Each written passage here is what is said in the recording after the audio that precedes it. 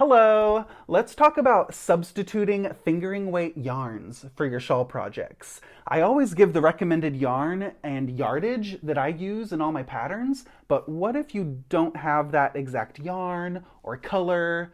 Can you substitute different solid yarns for hand-dyed yarns or vice versa? We're going to dive into lots of options and also look at different price points of yarn so you could make beautiful, luxurious hand-dyed fabrics. But also, how can you mix and match some solids with some hand-dyed yarns to stretch out those beautiful collectible skeins? So let's take a closer look and dive into some Westknit shawls and a lot of my favorite yarns.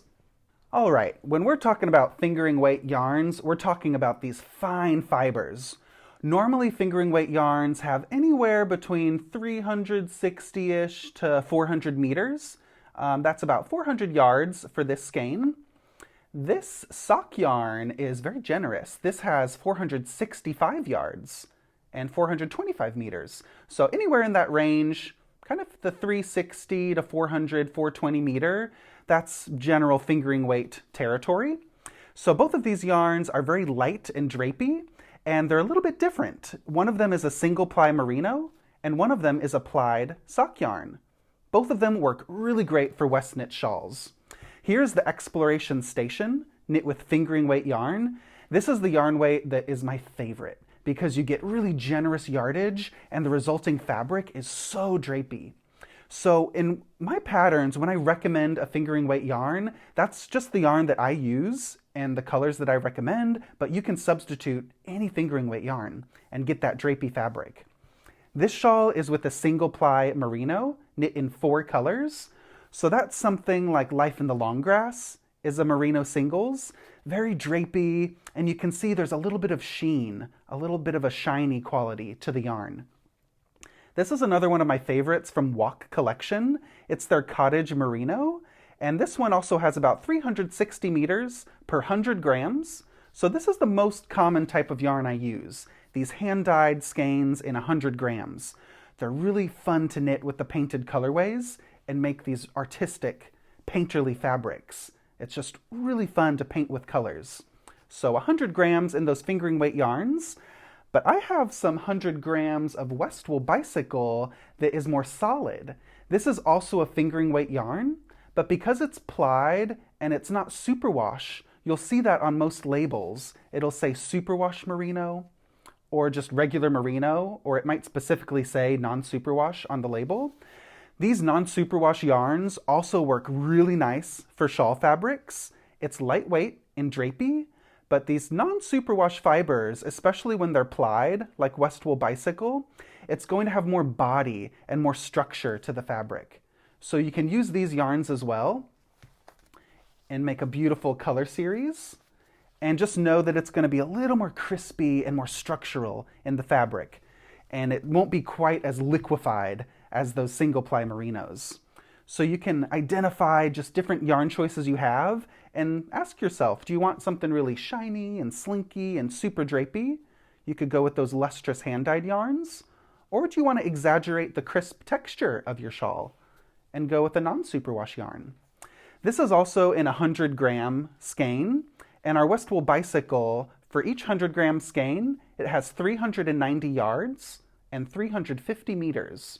So that's a really good fingering weight length for all your shawl projects. But what if you find these 50 gram balls of yarn? This is Holst Garn from Denmark, and this is one of my favorite new finds for fingering weight shawls because the color palette is ginormous. They have dozens and dozens of heathered colors, and because they're all heathered, they really coordinate beautifully together to make harmonious color palettes. It's not too harsh, really soft and harmonious.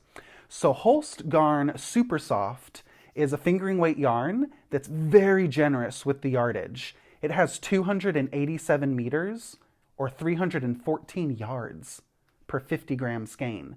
So that's a lot more than the other fingering weight yarns because it's just a little bit lighter, but it's very light and drapey. And because it's non-superwash, it's going to fluff up in the fabric. You can see the texture. It has a bit more variety, more shadows and highlights. So Holst Garn is really fun, lots of good colors, and we sell it for only €5 a ball. So it's a little bit different each place, but in the range of €4 to €6.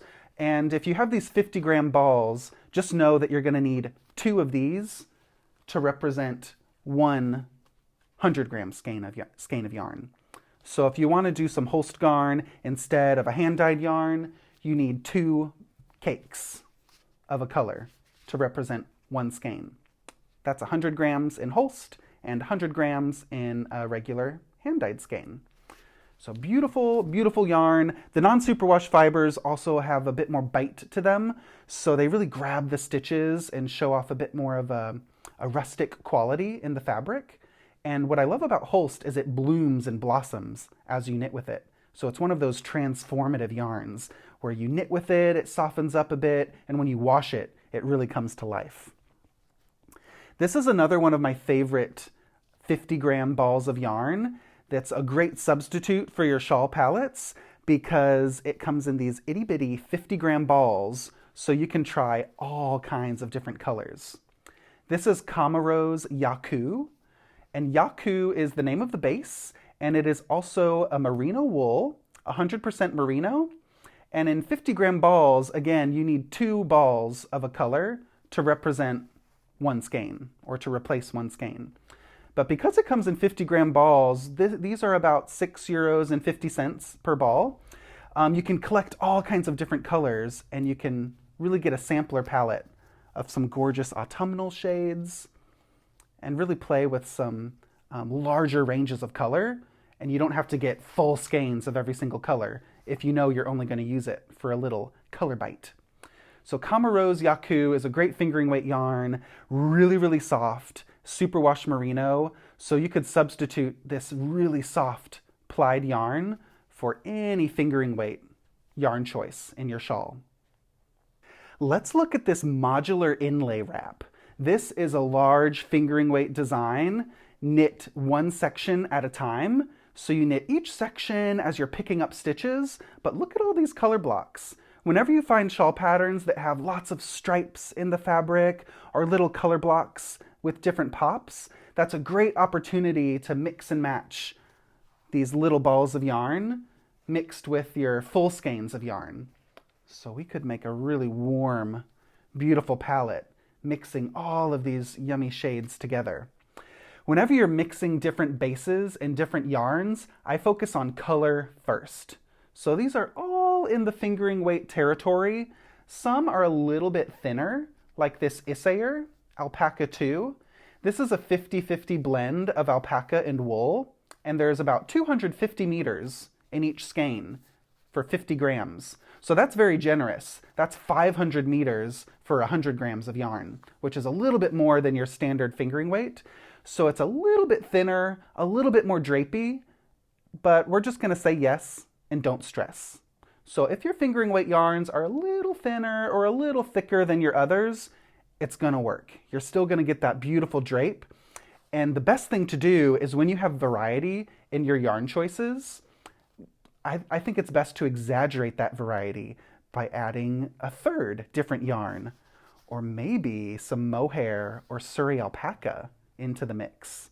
So don't just stop with one thing being different in your palette. Exaggerate it and ask yourself, how can you invite that variety of shades and fiber textures into your shawl project? So with these different yarn weights and bases, there are also different twists. Some of them are plied yarns. Some of them may be single ply yarns. Ooh, I love this speckled purple. So they're different yarn qualities, different characteristics, but they all work together. The most important thing is that you like the colors. Color is first for me. That you like the colors and that you like the drape of your fabric. I always give my recommended gauge for working with fingering weight yarn for each pattern, but just use gauge as a guideline. You want to make sure that you just like the crispness of the fabric. For me, I like it when it's fluid and has movement. And I don't like to see through the stitches. I like it to be firm and tidy while still having drape. So for me, that's anywhere between a US 4 and a US 5, a 3.5 or 3.75 millimeter needle. Let's talk about mohair. Mohair is such a fluffy, luxurious fiber, and it also gives a fluid drape to your shawl fabrics, like the Mohairino Medley. This fabric only has one shade of mohair, striped randomly throughout the shawl, so one 50-gram skein of mohair can go a really long way. And that's a great strategy for highlighting those luxurious yarns by mixing them with solids and semi-solids. So you could do this fancy, ooh, look at that, really fancy hand-painted mohair and combine it with a solid wool or maybe a little speckled merino. Or if you have something really fancy and you're saving up for that luxurious yarn, you could supplement it with some really budget-friendly fibers like the Yaku and throwing in a couple shades of that. And that can make a really nice palette highlighting that special skein.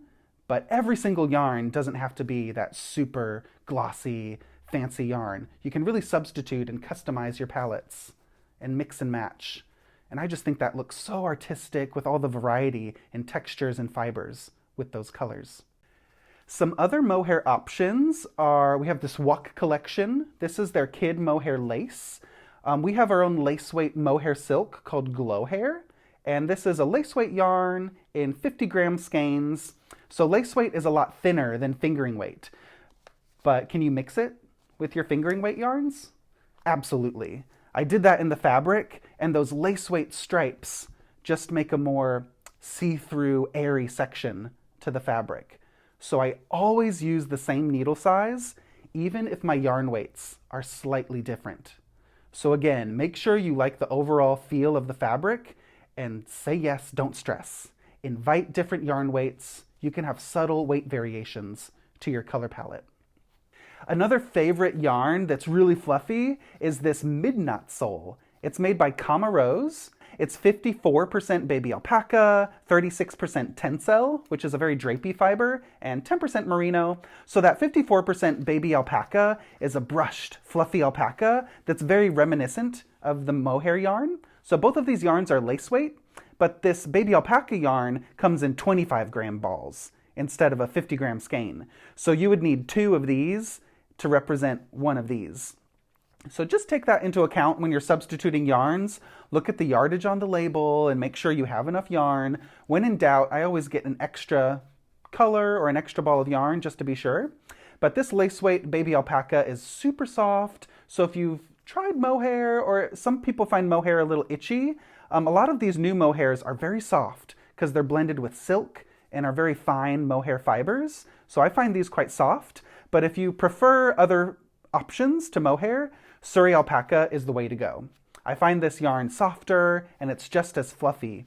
And this midnot sole is a really gorgeous lace weight alternative.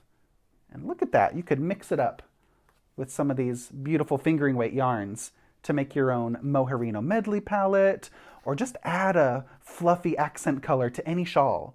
So even if a pattern is written for fingering weight wool, like the Exploration Station, what if you held a little lace weight strand of alpaca or mohair together with one of your fingering weight colors? That's another really fun option. You can take a coordinating color and just hold a lace weight yarn together with it. And it doesn't add much weight.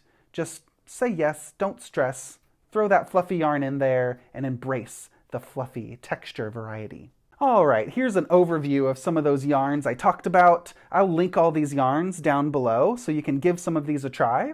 We have that Camarose Yaku, Supersoft. This is the best alternative, I think, to any standard sock yarn or any plied fingering weight yarn. Yaku comes in so many colors and it's super soft, very nice next to the skin. So you could also substitute this yarn for baby projects because it's superwash. Pop that little color pop on a baby cardigan and call it a day. Holst Garn is a little more rustic, a little more textural with the non-superwash quality, but really good price for a huge color range, and you can try all of those different colors.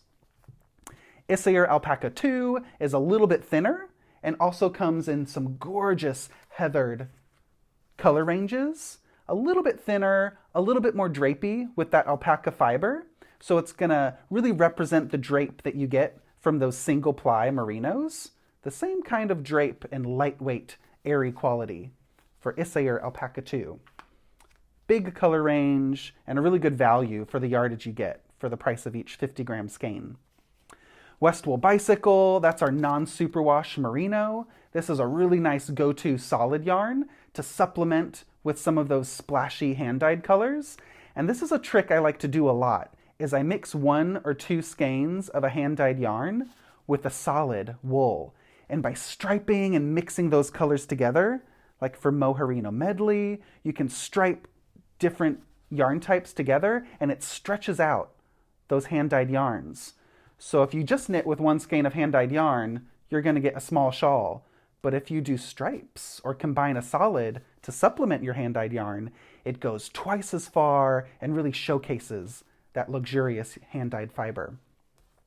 So these are some of my favorite drapey yarns. All of these hand-dyed fingering weight merinos you're going to find in most Westknits shawls because the saturation you get with the color is just next level. And it takes so much time to dye each and every skein, layering the colors and speckling them and twisting the yarns. All the work that goes into it is just so amazing. It's just such a valuable collectible thing. So I love these yarns. I'm always collecting single skeins, but it's sometimes hard to put them together when you just have single skeins from here and there. So mix up those different hand-dyed yarns. Don't worry if it's plied or single ply. Mix them together, go on little yarn dates with each other, and also don't forget, you can always throw in a solid to supplement those fancy yarns to make them stretch into a bigger shawl fabric. Well, I hope those tips helped you envision your stash in a different way so you can mix and really get creative by mixing those bases and fibers together. It's not about finding that perfect fabric that's the exact same as mine. It's about using what you have, envisioning what's at your local yarn shop, and inviting some new bases into your collection that you haven't tried before. So give some of these yarns a try. I'll link them all down below in the description box.